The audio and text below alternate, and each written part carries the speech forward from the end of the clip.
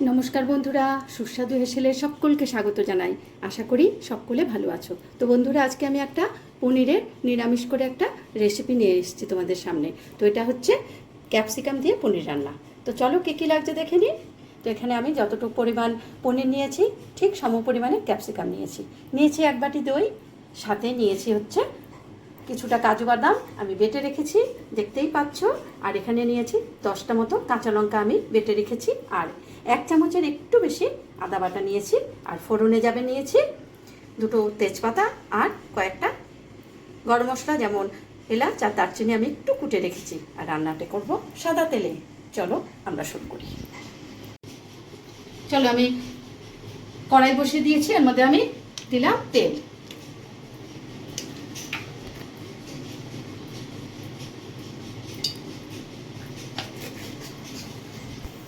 আমি আগে এই ক্যাপসিকামগুলো বন্ধুরা আমি একটু হালকা করে ভেজে রাখবো।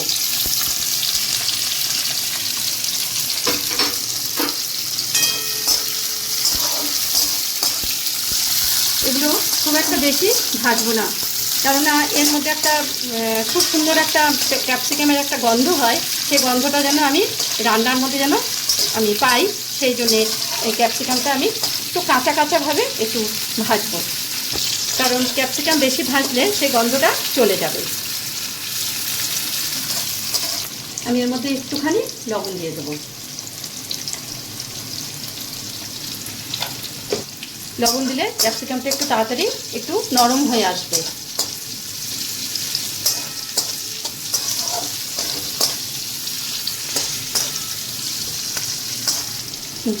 আমি আর ক্যাপসিকামগুলো ভাজবো না। দেখো বন্ধুরা, একটু নরম নরম হয়েছে। এই দেখো, আমি একটা কেটে দেখাচ্ছি। নরম হয়ে গেছে।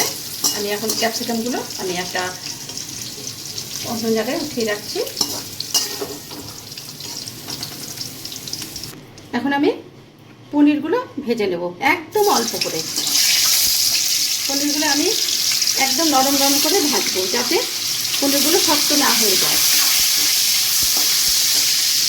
তোমরা দেখো, পনিরটা আমি একদম হালকা ভেজে নিয়েছি। এই যে আমি পনিরটা এই অল্প করেই আমি ভাজবো।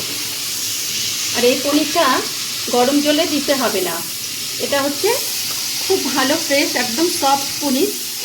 এটা ভাজার পরে অনেক সময় পনির আমাদের একটু গরম জলে দিতে হয়, কিন্তু এই পনিরটা গরম জলে দিতে হবে না। সেই জন্য আমি গরম জল দিয়ে একটু লবণ দিয়ে পনির ভিজিয়ে রাখতে হয়, সেটা আমি করলাম না। এটা এমনিই নরম হয়ে যাবে।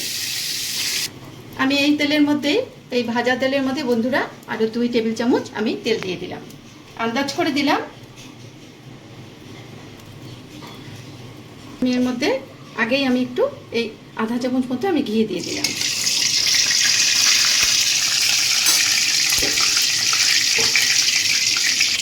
আমি এই ঘিয়ের মধ্যে এই 2টো তেজপাতা আমি দিয়ে দিলাম। আর দিয়ে দিলাম এখানে আমি একটু গরম মশলা আমি থেতো করে রেখেছিলাম, 3-4টে তোমার এলাচ আর অল্প একটু দারচিনি, এটা দিয়ে দিলাম বন্ধুরা। এখন আমি গ্যাসের ফ্লেমটা একটু সিম করে দেব। আমি এখন এই আদা বাটাটা দিয়ে দিলাম। এই আদা বাটাটা দিয়ে আমি এই বাটিটা ধুয়ে একটু জল দিয়ে দিলাম, যদি পুড়ে যায় আর কি, সেই জন্য। এখন আদা বাটাটা আমি একটুখানি এই ছাপলে নিই, তার মধ্যে আমি দইটা দিয়ে দেবো বন্ধুরা। আর দইটা দিয়ে আমি এটা একটু সাঁতলে নিয়ে বন্ধুরা আমি এই টক দইটা আমি দিয়ে দিই। দইটা দিয়ে বন্ধুরা আমি একটু নাড়াচাড়া করি।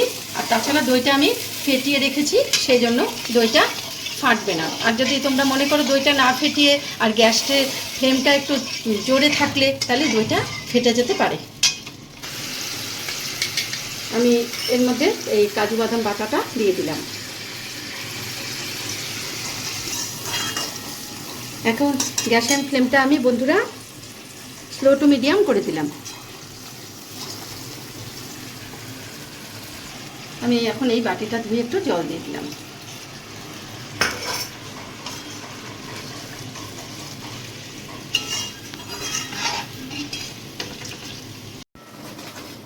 বন্ধুরা আমার চ্যানেলটা যারা সাবস্ক্রাইব করেছো তাদের আমি অনেক আন্তরিক ধন্যবাদ জানাই, আর যারা করোনি তাদের বলবো প্লিজ তাড়াতাড়ি সাবস্ক্রাইব করে নাও, যাতে আমার এই রান্নাগুলো তোমরা দেখতে পারো।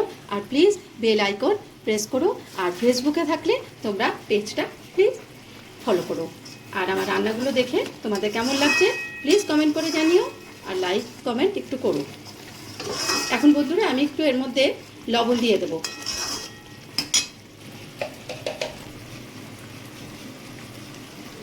এখানে আমি 1 চামচের একটু কম লবণ দিয়ে দিলাম। এই বন্ধুরা এই রান্নাটা সাদা হবে, যদি তোমরা মনে করো 1 চিমটি হলুদ দিতে পারো।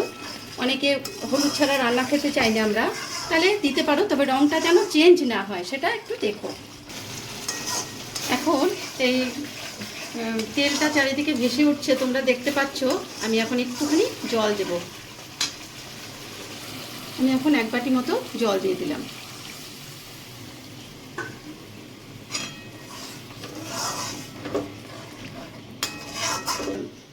আমি এখন পনিরগুলো দিয়ে দিলাম।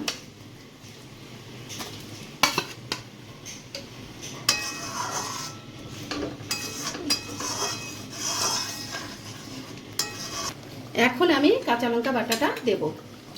বন্ধুরা ভাবছো কাঁচা লঙ্কা বাটা আমি কেন সবার শেষে দিলাম, কেননা কাঁচা লঙ্কার এই গন্ধটা পনিরের সঙ্গে আর এই ক্যাপসিকামের সঙ্গে খুব ভালো লাগবে। এটা প্রথমে দিলে এই কাঁচা গন্ধটা আসতো না, সেই জন্য আমি শেষে দিলাম। এখন আমি সবার শেষে ক্যাপসিকামগুলো উপর দিয়ে ছড়িয়ে দিলাম। ছড়িয়ে দিয়ে আমি এটা অফ করে দেবো, কেননা ক্যাপসিকাম আমি একদম জাল দেবো না। প্রথমেই আমি ক্যাপসিকামগুলো তোমরা দেখেছো আমি নরম করে আমি ভেজে রেখেছি, সেই জন্য ক্যাপসিকাম এখন জাল দিলে ক্যাপসিকামগুলো সাদা হয়ে যাবে, আর ক্যাপসিকামের গন্ধটা আর ঢুকবে না পনিরের মধ্যে। ঠিক আছে, এখন আমি একটু মিষ্টি দেবো শেষে, যেহেতু রান্নাটা একটু মিষ্টি মিষ্টি হবে সাদা পনির, সেই জন্য আমি একটু মিষ্টিটা বেশি করে দেবো। এখানে 1 চামচ আর একটুখানি আমি মিষ্টি দেবো, এই রান্নাটা একটু মিষ্টি মিষ্টি হবে। এই যে হয়ে গেল আমার ক্যাপসিকাম দিয়ে পনির।